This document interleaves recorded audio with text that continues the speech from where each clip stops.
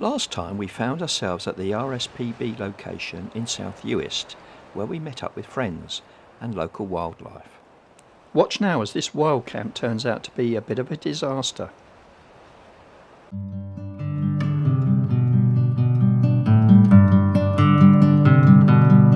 Welcome to the channel. We are Graham and Ellie. We are Wizard in the Wild.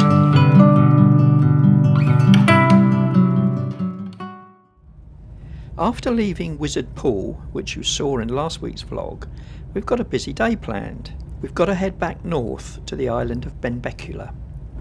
So after we leave our RSPB park-up area, our first stop is Borve Castle, followed by the Benbecula Museum.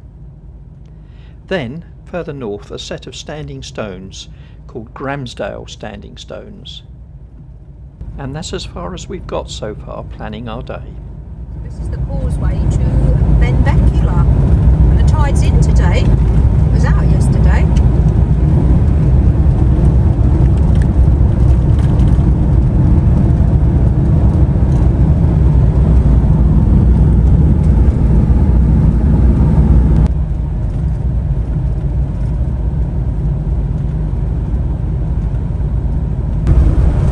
Disregard what I said earlier.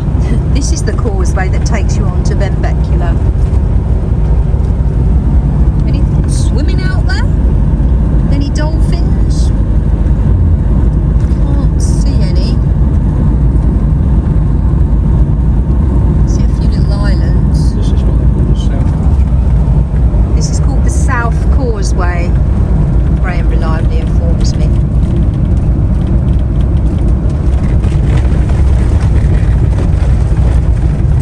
So we are retracing our steps to Benbecula.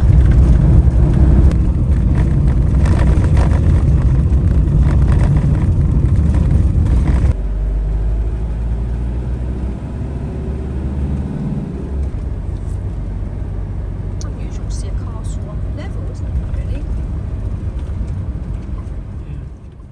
That's our first sighting of Borve Castle. Turns out that a lot of things go wrong today. Already we weren't able to get to Wizard Pool, and now we find that the castle is temporarily closed.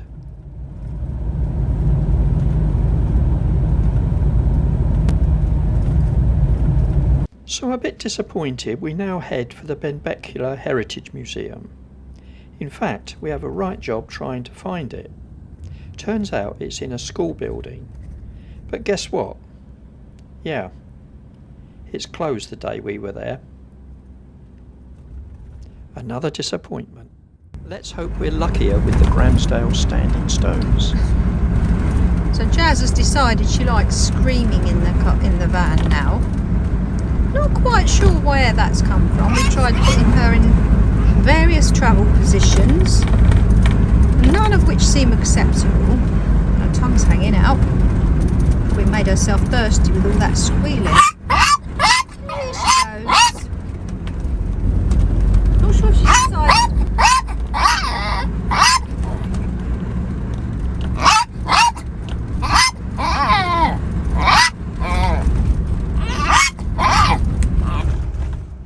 There's some absolutely beautiful rainbows around, spoiled only by the sound of jazz. Oh, look at these fellas.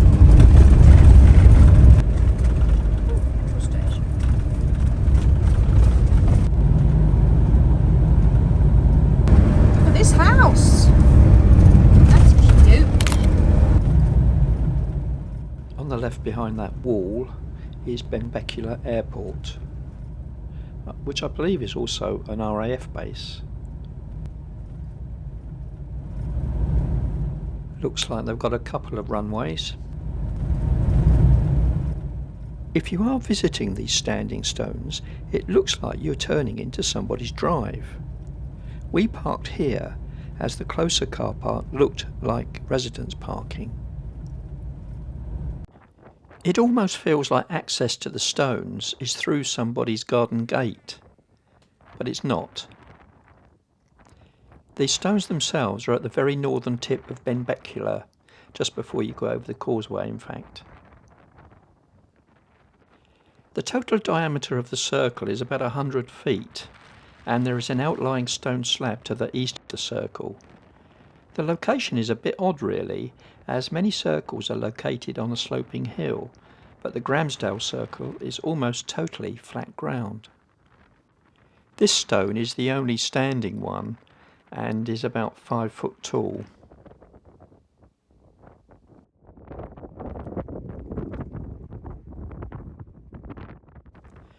Although the ground was absolutely fine when we visited, I have been told that the field can get very boggy.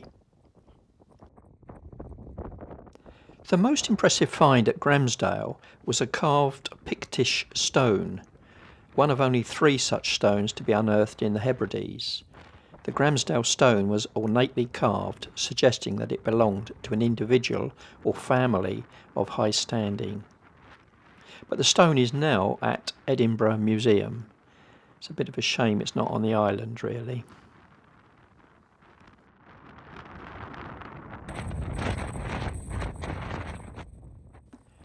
As we make our way back to Merlin, I can't honestly say it was the most impressive set of stone circles that we've seen, but at least it wasn't closed, and we did manage to see it. Could you hook her in, darling? Yes. Oh, she's sick. Military operation trying to peg them in. Right, we need some supplies, so we're heading for the Co-op that we saw yesterday. Let's hope they've got some Kit Kats and naan breads. It's essential.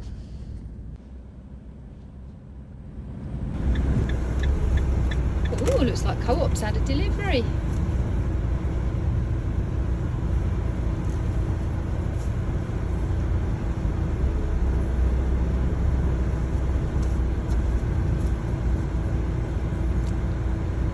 So this Co-op's on Benbecula. Nice view.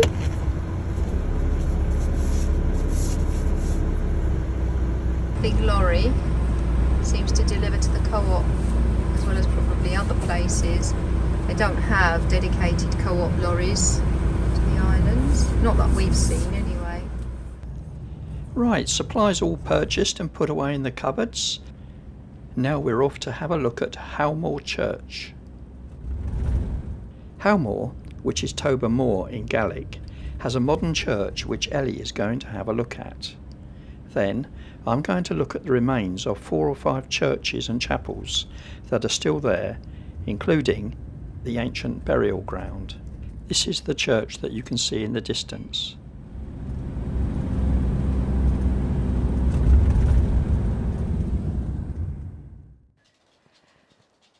Howmore Church was built in the mid-1850s by local craftsmen who were actually members of the small Protestant community within South Uist. Obviously it's built on a hill and you can see it from the sea. So for many generations it's become used by fishermen as a point of reference. Inside you can see it's an incredibly plain but beautiful church. I really love churches like this. Very understated. And what a lovely colour as well, very cheery. Yes, beautiful. Howmore was the first Protestant church on the island, and as you've seen, it's an attractive white harled masonry, is what it's described as. This rather ornate memorial was erected in memory of Roderick MacLean MD by some of the members of the parish, in gratitude for what he had done for them. All in all, a beautiful and peaceful place.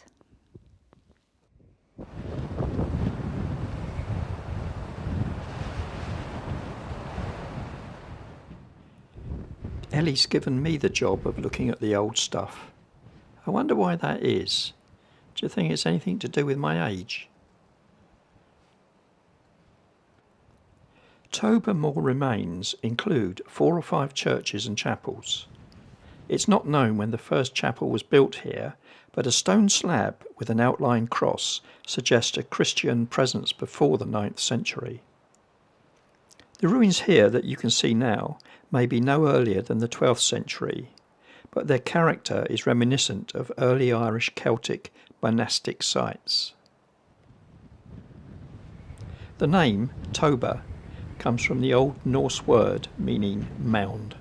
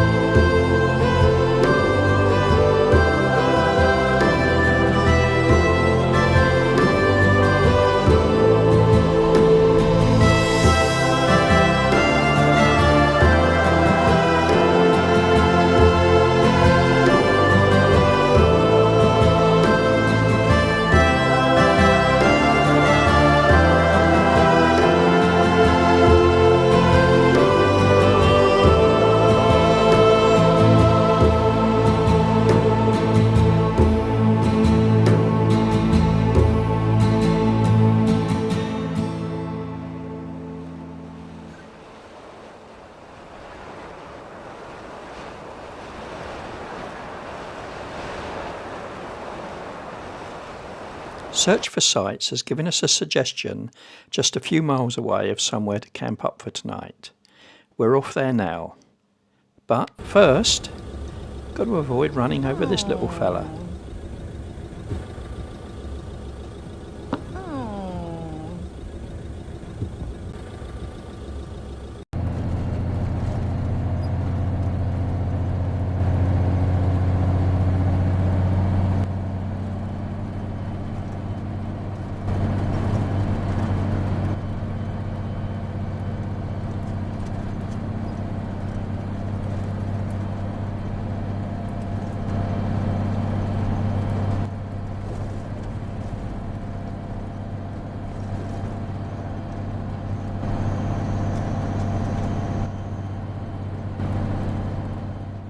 Even the pedestrians are very polite around here and give way to you.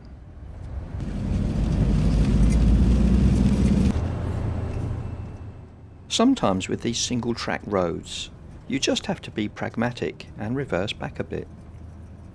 Other times, folks will do the same for you. We're not in a rush and that helps.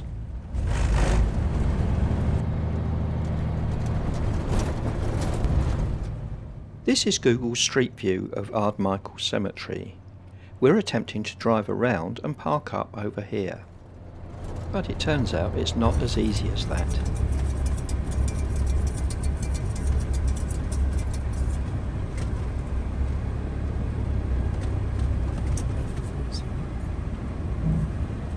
Don't fancy it?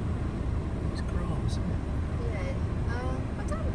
Well, I shouldn't say I don't think we'll get stuck. It doesn't tend to get muddy around here as such.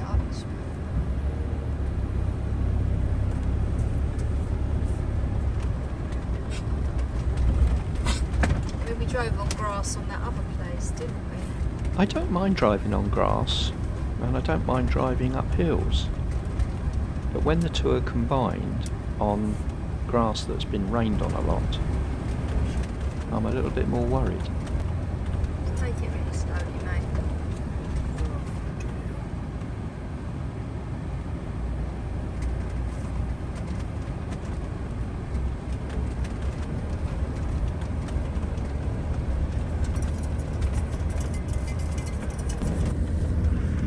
Wow, this is absolutely stunning. I think our instincts about this being a good place were right. but I'm still worried about the grass and the wet. It may not look it from the pictures, but it's a fairly steep climb up here. So all these worries that I have are just being intensified a bit. But then this view opens up. Oh my word.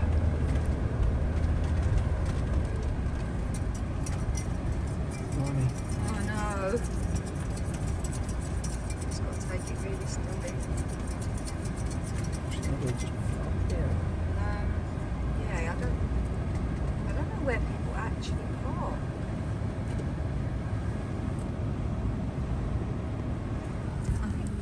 Is it going to rain tonight? I think it's going to rain on and off, yeah, like it has been. I don't think it's, oh, it's chatty. Where's the train? The track is, you're halfway, you're traversing it, you're, take it steady. Yeah, no, the track is, I can't see that. no. Take your time. It's not muddy. It's not muddy. It's just a bit wet.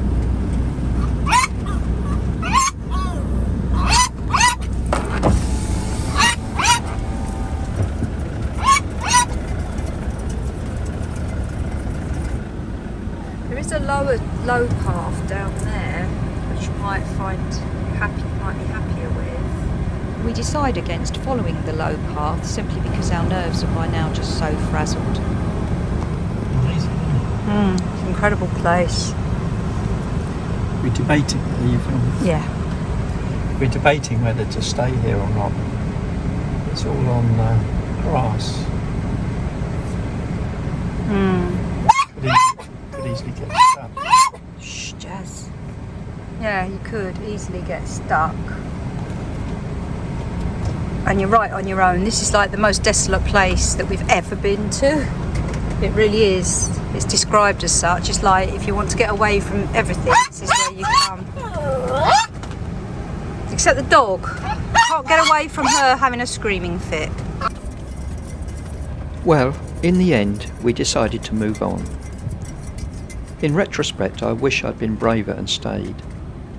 But what would you have done? Would you have stayed up there? I genuinely want to know what you would all have done, so please let us know in the comments. Myself, I still regret not staying there. But the upside is, around here there's plenty of other options to choose from, so let's go and find one of those.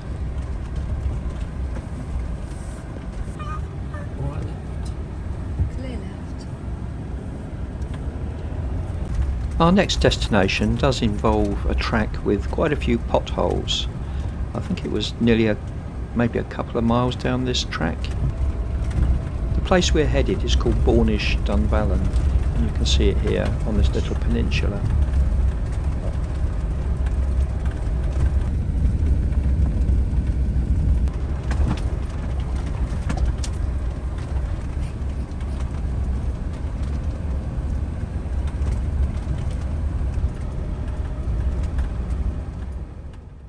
Well, unlike the last spot we were looking at, we're both very happy with this one. So we're going to give this a go. And as you can see, there's a beach behind Merlin there. That's where we're off to in a minute. I think Maya's pleased to be out of the van. She's loving that. They have been cooped up quite a lot today, so a run on the beach will do them the world of good.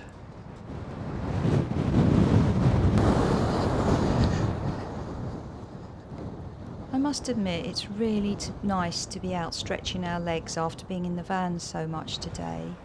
And this does seem like a real reward after all the things that didn't go quite right. I guess we all get days like that sometimes, don't we? But look at this, isn't it just so beautiful? I'm guessing we'll have to keep an eye on Jazz though, because we'll never find her in all that seaweed. But let's just enjoy the beach. It's gorgeous.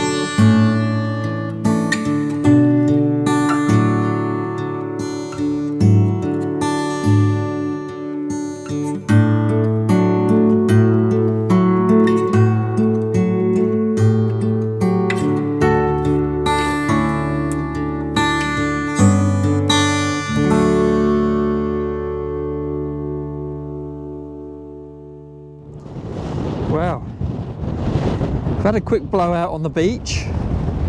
Dogs loved it. But as I think you can see there's rain coming in. So we're going to get in the van, have a cup of tea, put the heating on and get cosy. And I might have a Kit Kat.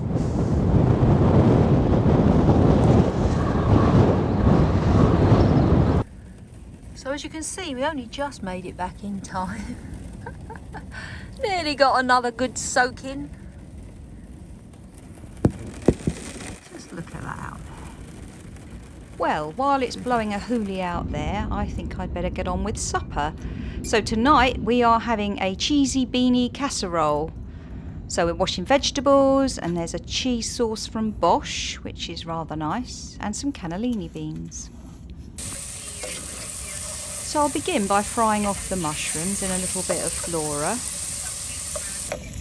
And then I'm going to add some chopped up new potatoes and some carrot.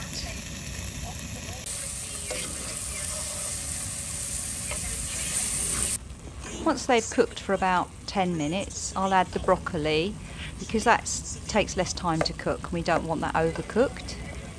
So the potatoes and carrots are half cooked. And now I'm adding the cannellini beans to the broccoli so they can cook with the broccoli and the rest of the veg.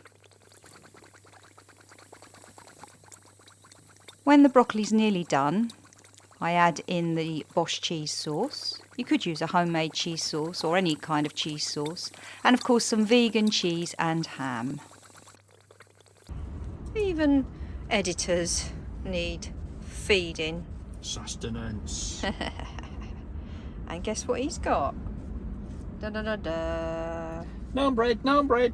Trying an experiment is cold, isn't it? You're going to have to let me know what it's like dunked in your cheesy stew. I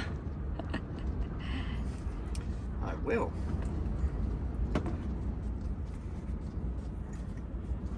Are these pre-cooked then? Yeah, they're not raw. It's fine. Is it? Yeah. Brilliant.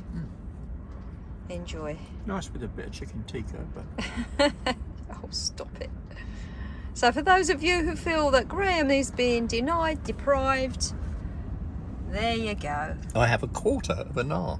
There's more in the fridge. Well, get it out. Bossy kid. Well, we have to leave this vlog here. Join us next time when we wake up at this fantastic wild camp. Graham learns the sextant, Ellie conducts the waves, and Graham shares. Yeah, I don't really like sharing my corned beef, but the doggies love it. If you're enjoying following our adventures in Scotland, please do like, subscribe, and most importantly, do remember to comment. More comments will help us to keep producing more vlogs for you on YouTube, so do keep them coming.